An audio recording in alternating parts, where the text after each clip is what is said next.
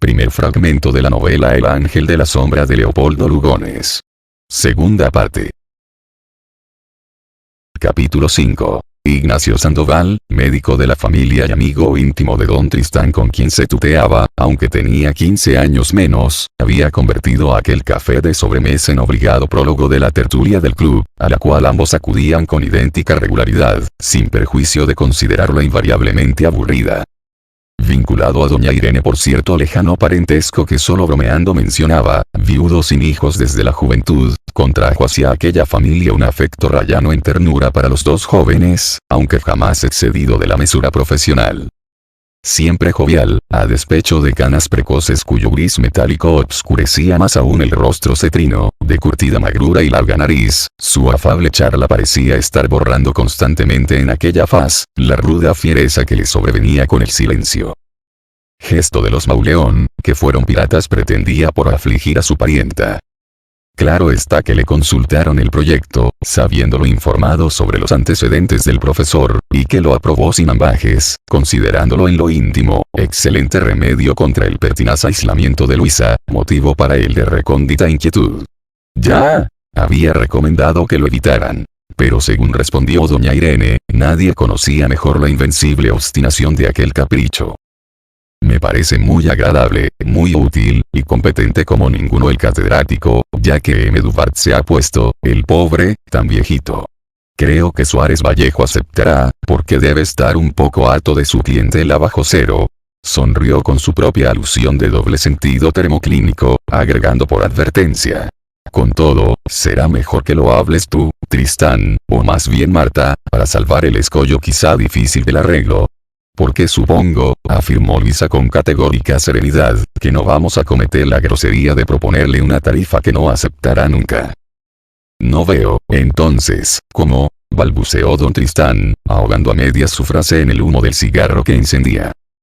Me inclino a creer lo propio, opinó el doctor, y quizá encuentre yo el arbitrio. Veo, Luchita, que has comprendido al muchacho. No. Solo es un hijo de sus obras, formado a todo el rigor de la suerte, huérfano desde la primera niñez, sino un espíritu generoso hasta la negación. Y suspendiendo a medio ademán la taza de café. Creo que nunca les he referido cómo lo conocí. Fue ahora 6 años, cuando hubo en la línea francesa aquel descarrilamiento que hizo tantas víctimas. Era yo el único médico que iba en el tren, y como tuve la suerte de salir ileso, emprendí al acto el socorro de los heridos. El cuadro era horrible, entre los vagones hechos pedazos y los escapes de vapor de la locomotora tumbada que podía estallar de un momento a otro, completando la catástrofe. Para mayor desamparo, los maquinistas y el conductor hallábanse entre los muertos. Procuraba multiplicarme, ayudado por 2 o 3 pasajeros ilesos como yo, aunque demasiado aturdidos para serme útiles, cuando vi que se me acercaba, cubierto de polvo, sin sombrero, pálido, un muchacho que con voz tranquila me dijo: soy empleado de la compañía, doctor. ¿Puede usted disponer de mí? Lo primero, respondí, será ver que la caldera no estalle. Dirigióse a la locomotora, con demasiada lentitud según creí. Pero muévase, por Dios. Le grité indignado. Apresuróse, inclinándose un poco. Pareció que se tambaleaba, como si tropezase. Pero se recobró, y un momento después hundíase a gatas entre el montón de ferralla, vapor y fuego. No sé cómo dio con la válvula, exponiéndose sin duda a asarse vivo 20 veces. Pero de allí a poco, oí con satisfacción el chirrido salvador del escape. Vuelto a mi lado, trabajó sin desfallecer, silencioso, apretados los labios, más pálido y más decidido cada vez, hasta la llegada del convoy de socorro. Solo entonces, mientras nos lavábamos en el camarote que se nos destinó para descansar, me dijo con la misma voz tranquila: perdone si lo molesto, doctor, porque los médicos de la empresa tienen todavía tanto que hacer. Pero creo que a mí también me ha tocado algo. Tenía 2 costillas rotas y la pleura lacerada por una tremenda contusión. Estuvo muy grave, pero no hubo modo de que aceptara ninguna gratificación de la empresa, ni que consintiera en la publicidad de su acto. Pidió únicamente su traslado acá, para tener, decía, ocasión de instruirse un poco. Empezó a escribir, obteniendo luego el empleucho del ministerio, y las lecciones que tú le proporcionaste, interrumpió don Tristán. que yo le sugerí. Pero, ¿quién de ustedes tuvo la idea? Yo, dijo Luisa, más abstraída que nunca en la serenidad de sus grandes ojos. Te lo dirían las voces, bromeó Efraín, tranquilizado por aquella actitud. Luisa y el doctor sonrieron vagamente. Capítulo 6. Aquello de las voces, referíase a una de las rarezas infantiles de la muchacha. Pues como la tía Marta estuviera leyéndole una vez la vida de Juana de Arco, declaró muy seria que ella también oía a los ángeles. Desolada por las reprensiones y las chanzas que motivó de consuno, refugióse en la bondad del doctor, a quien preocupaban un tanto las ocurrencias de aquella chica, absorta en esa época por un mórbido gozo de llorar que la extenuaba en inefable abandono. Poco antes de esas crisis, todavía esas lejanas de la nubilidad, para no ser más singulares, era cuando experimentaba la ilusión de las voces, que Sandoval aceptó como ciertas, ganándose su gratitud sin límites. Pues nada la ofendía tanto como que dudaran de su veracidad, perfecta, por otra parte. Eso motivó confidencias de un éxtasis candoroso que asombraba al médico, tanto como la seguridad afirmativa de las expresiones inconcebibles en aquella niñez, por precoz que fuera. Así, una vez, sentándola en sus rodillas para consolarla de cierta duda con que habían habido, preguntóle qué le decían los ángeles. Me dicen cosas tan lindas y tan raras, afirmó, mirándolo, como solía con ojos apacibles. Y al cabo de un instante, sin pestañear, me hablan de amor y me llaman al olvido. Por sereno que fuera, Sandoval no pudo reprimir un escalofrío. Mas, dominándose por disciplina profesional. ¿Qué te dicen? Insistió, cuando hablan así. Me dicen que llore para no estar sola. Comprendió que se trataba de una turbación sin consecuencias, causada tal vez por el efecto de palabras forzosamente enigmáticas para la mente infantil.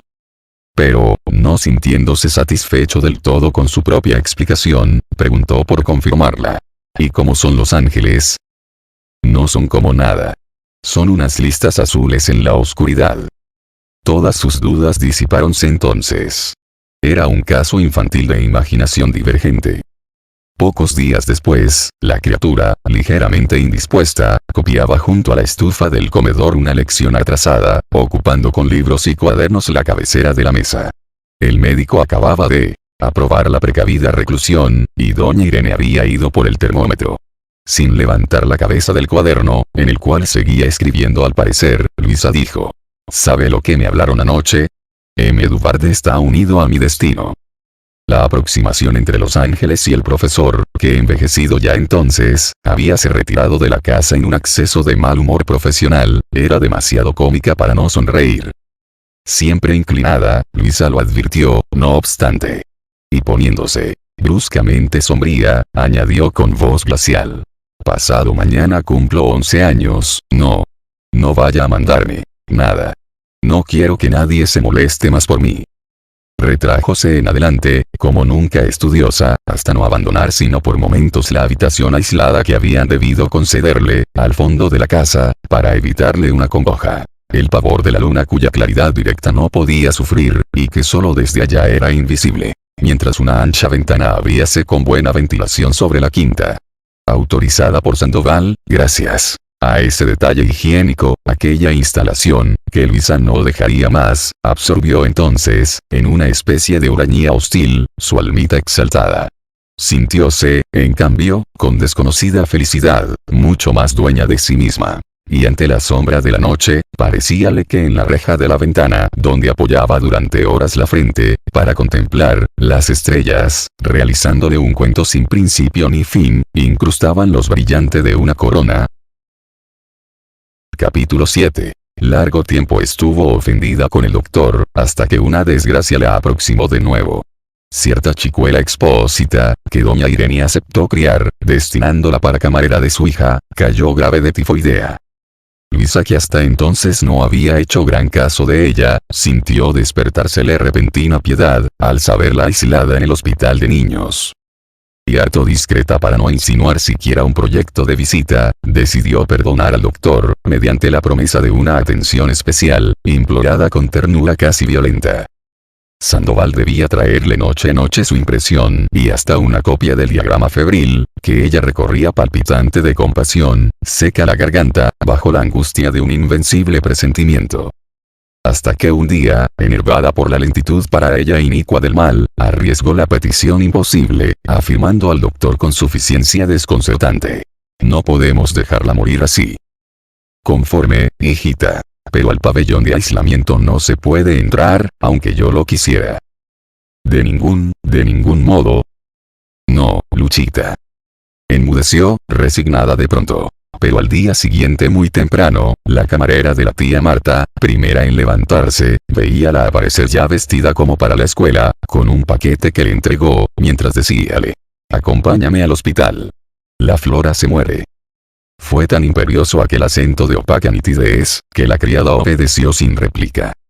Mas, ya en la calle, a los 50 metros de sumisa marcha, el eco de sus propios pasos en la avenida desierta pareció volverla a la realidad. Y balbuciendo por excusa el recuerdo de un calentador que había olvidado apagar, regresó llena de medrosa premura.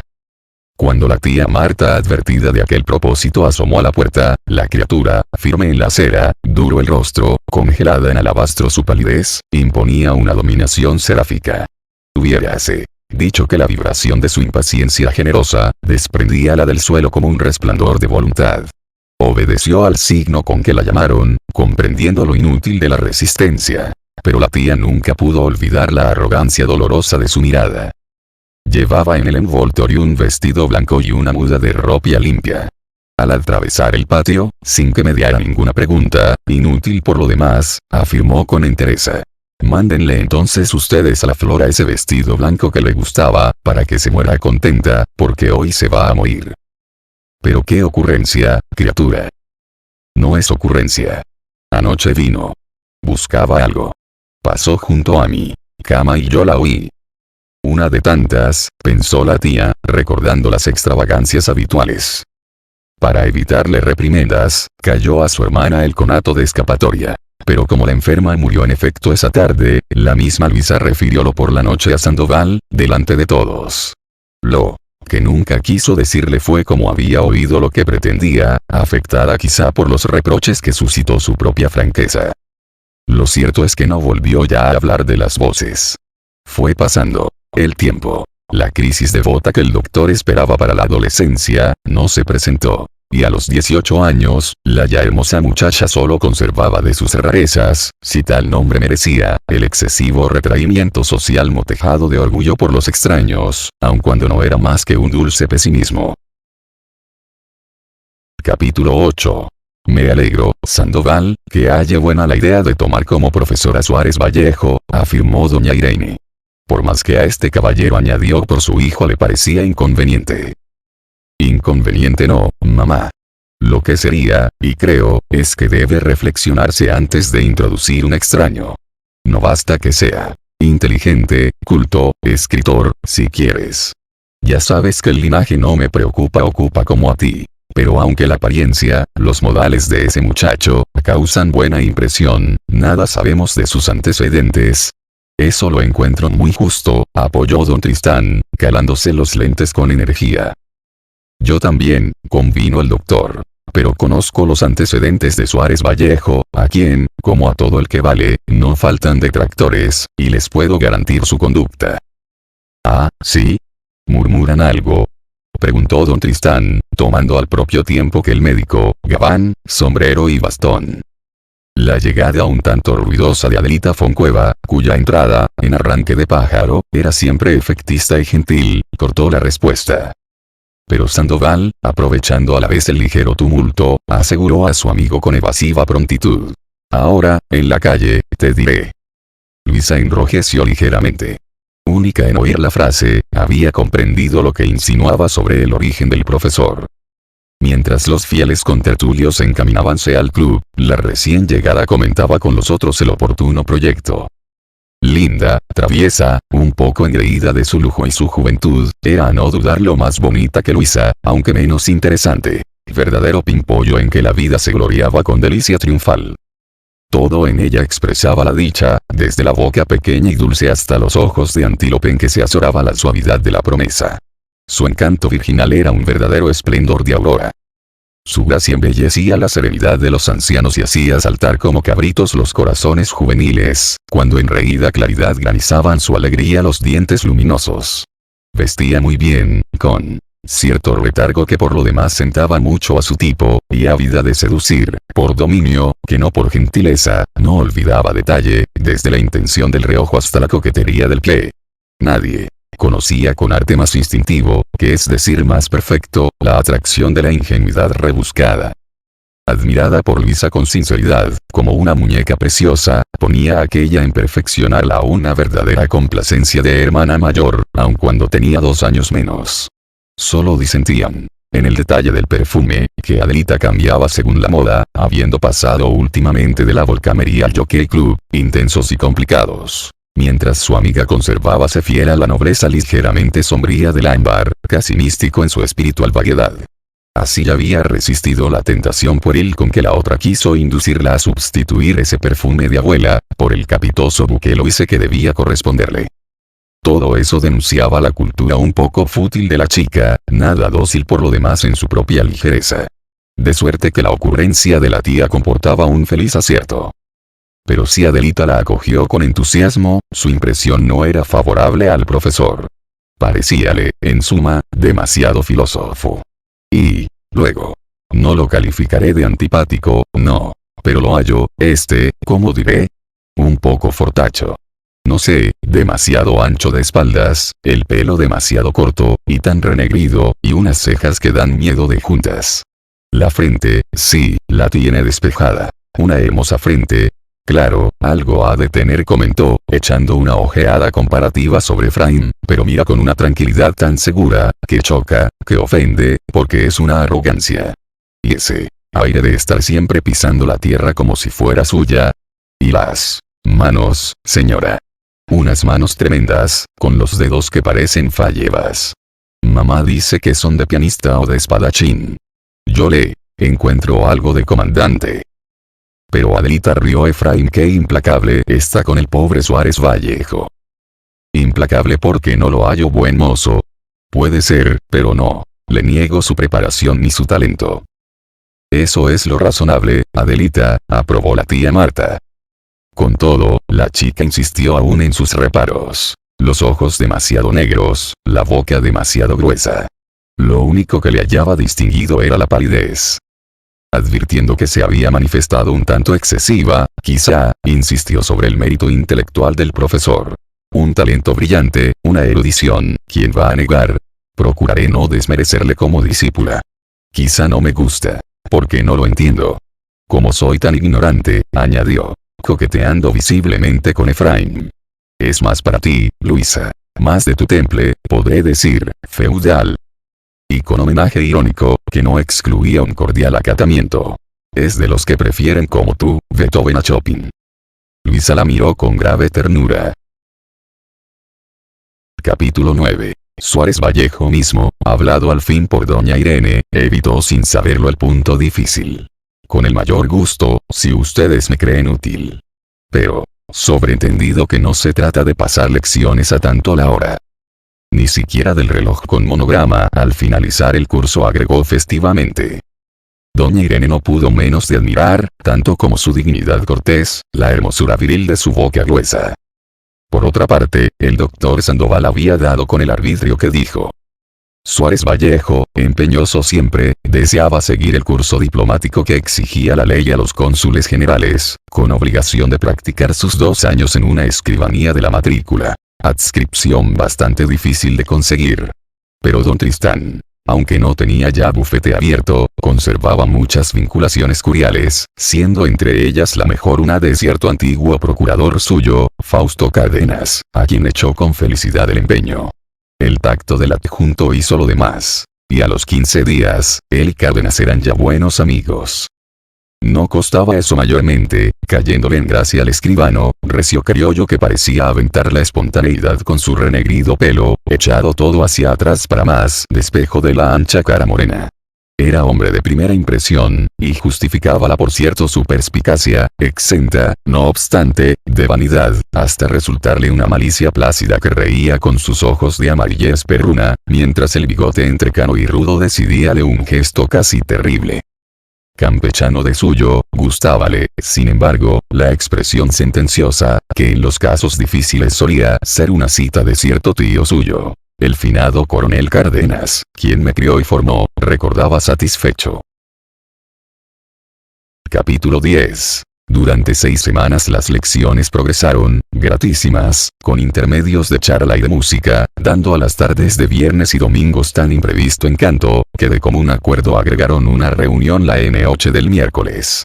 Así no recargaba Suárez Vallejo sino una tarde por semana su quehacer de oficina, aun cuando él consideraba ameno descanso aquella larga hora entre 6 y 8. Al paso que podía participar, pues bien lo deseaba, doña Irene, demasiado ocupada por sus asociaciones pías y benéficas. La tía Marta, entregada a las atenciones domésticas, exagerábalas un poco, tal vez, para dejar mayor libertad a la gente joven. Y don Tristán estimaba poco los versos. Así, Suárez Vallejo, invitado a comer algunos miércoles, no hablaba con él más que de legislación y diplomacia, reprimiendo con jovial disciplina de profesor, cualquier conato tendiente a proseguir o anticipar el tema literario. Cada cual su gusto y provecho sentenciaba y el mío consiste ahora en escuchar. De sobremesa, solía recordar con el doctor, que era aficionado, a algún certamen de esgrima. Lo que no me explico, decíale Sandoval, es como, siendo tan fuerte, nunca quiere usted figurar en ninguno. Es que no hago sino esgrima de combate. Y lo que me explico menos, intervino una vez Efraín, es como se da tiempo para todo. Porque me dijo el maestro de armas que nunca deja de tirar. Es la voluntad, tacto, afirmó Luisa. Sí, pues, la disciplina que te falta, completó el doctor, y que te haría tanto bien. Porque a despecho de tu buena constitución, eres más bien un poco endeble. Efraín se encogió de hombros con displicencia. O demasiado nervioso si quieres, y con esto, bastante impulsivo. Razón de más. Razón de más. Sentenció don Tristán, apoyándolo con los 3 golpecitos de costumbre. Suárez Vallejo cayó, ganándose con ello la simpatía de Efraín. Capítulo 11. ¿Por qué no hace más que esgrima de combate? Habíale preguntado Luisa, la tarde siguiente, mientras Efraín atendía a Adelita en el piano. Por ganar tiempo, replicó brevemente. Mas, como ella insistió con incrédula mirada. Y por precaución, añadió casi desabrido. ¿Pero quién va a atreverse a ofenderlo? Exclamó Luisa. Los necios, peores que los enemigos. Callaron de golpe, cohibidos sin saber por qué, y disimulándose aquel recíproco malestar con un interés musical que no sentían. Era lo inverso de la otra pareja, cada vez más preocupada de música que de dicción. El caso es que bajo cualquier pretexto interrumpía la clase, formando resueltamente el partido de Chopin, como afirmaba Adelita con gracioso descaro, y hasta ausentándose a la quinta, donde Efraín descubría aquella estación una interesante precocidad en la florescencia de los naranjos. Felices las novias. Había comentado Adelita con alusión trivial. Mucho avanzaba, por cierto, la primavera, estallando como aturdida de sol en pimpollos y gorjeos, mecida en la cándida languidez de los nubarrones con que parecían soñar su propio azul grandes cielos conmovidos. Y adelantada como ella, en un estreno algo profuso de trajecitos claros que le sentaban con verdadero primor, la chica, al decir de Efraín, asemejábase locamente a una mariposa. Locamente, expresaba con propiedad la alada embriaguez en que aquella delicia de juventud se abandonaba a la vida. Como está de preciosa. Había admirado Luisa el último viernes, al verlos salir para el ya habitual paseo de los naranjos, enternecida a la vez por tanta hermosura y por la visible inclinación que nacía en la pareja. Advierto, dijo Suárez Vallejo con ironía cariñosa, que los naranjos no se cansan de florecer. Luisa bajó la voz, como si la armonizara con la luz decreciente del salón en cuyo fondo ya obscuró un día una de sus habituales miradas largas. Siempre meditó, siempre florecerán demasiado pronto. Una alarma, juntamente indefinida y absurda, angustió a Suárez Vallejo. Lo cierto es, rió para sobreponerse, que a mí también empiezan a interesarme los donosos naranjos. ¿Quiere que vayamos a verlos?, preguntó Luisa con dulce sumisión. No, gracias. Malograríamos otra vez nuestra clase. Perdemos ya demasiado tiempo, y no olvide que el miércoles hay asueto forzoso. Es verdad, asintió ella con la misma dulzura. Una variación de la luz tardía transparentó en rosa el cristal de la ventana. Y sobre aquel tenue resplandor, que diluía en irreal fluidez la sombra del ámbito, sin aclararla, no obstante, el rostro de la joven transfiguróse con secreta hermosura. Fue una revelación de pureza extrahumana, tan intensa y tan nítida, que él sintió cortársele materialmente el aliento en temerosa ansiedad de prodigio. Comprendió que acababa de verla tal como era en verdad, y advirtió que lo embargaba una especie de pudor ante el sorprendido misterio de su belleza. Capítulo 12. La tía Marta entró, con su discreta oportunidad de costumbre. Hallaba siempre la ocasión de aislarse un poco, buscando luz adecuada para su encaje o su lectura. Abandonaba el salón cuando lo requería algún quehacer, a veces por bastante rato, para no extremar en sórdida vigilancia la decorosa compañía. Como todo corazón realmente noble, detestaba la sospecha, más todavía que la vileza del engaño. Y aquel contraste que le truncó la vida, lejos de amargarla, infundióle una delicada piedad hacia esa eterna tragedia del amor femenino, suspenso como una florecilla sobre el abismo del inmutable dolor. Descubrió cuán poco valían, en suma, los prejuicios y los deberes, que era menester llevar como la ropa de diario, para no desigualarse con chocante jactancia ante esa pobre dicha sacrificada bajo código penal por la ya imperdible virtud de los malogrados y de los viejos. Comprendió que la felicidad pasajera es tan irreparable como el dolor de haberla frustrado, pues en el instante propicio que se dejó volar, comienza ya la desventura. Entonces le sobrevino un inmarcesible candor. Prematuramente encanecida, adelgazada y pálida como un largo marfil, su traje siempre obscuro, adoptado con rigor de uniforme, habríale dado cierta figura de haya, a no definírsele en una línea de mordiente sequedad el señorío del porte. Solo las cejas, muy negras aún, echaban sobre aquella esclarecida blancura una ligera lobreguez de voluntad.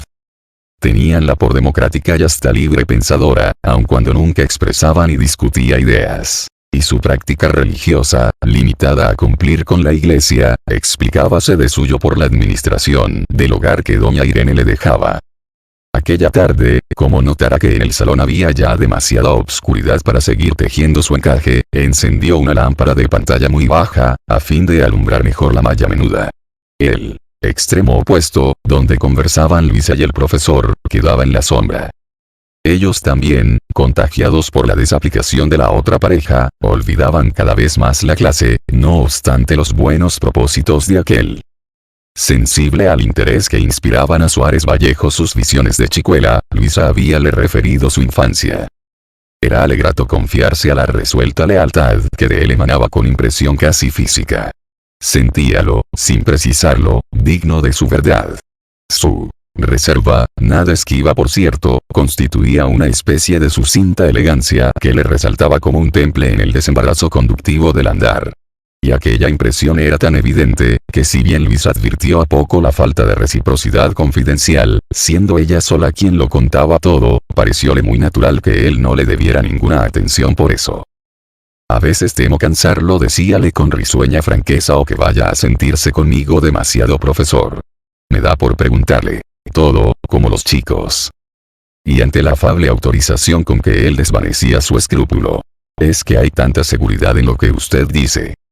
Sentía con íntima gratitud, que esa superioridad guardaba para ella sola una delicada reserva en que mimaba, callando, la cortesía. Criada entre seres indecisos de carácter o de condición, aquella sensibilidad, aislada por despareja, habíase malogrado en caprichos. Así explicaba ella misma sus ocurrencias de chica rara. Las personas me parecían artificiales. Como pintadas, estuve un tiempo convencida de que me habría bastado querer para atravesar las paredes como un aire, cuando dejé de oír a los, en fin, lo que oía, me sentí tan sola. Figúrese que a veces me daba por preguntarme a mí misma con recelo quién seré yo. Repetíamelo en voz baja. Pero a la tercera o cuarta vez, me entraba tanto miedo, que corría a refugiarme en las faldas de tía Marta.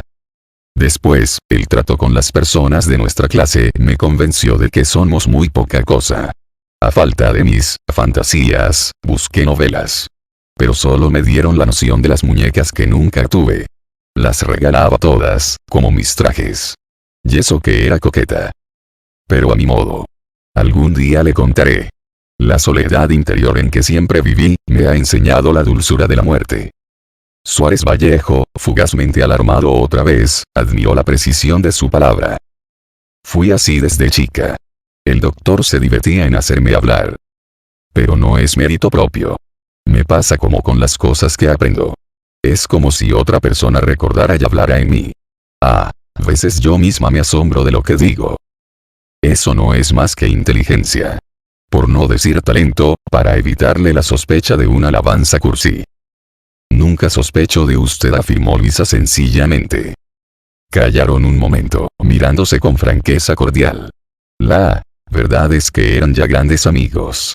Parecióle a Luisa que por primera vez experimentaba el regocijo del descanso. La tía Marta contaba los puntos de su encaje, espiritualizada en la redonda claridad su fina cabeza que inclinaba sobre la obra con prudencia indulgente.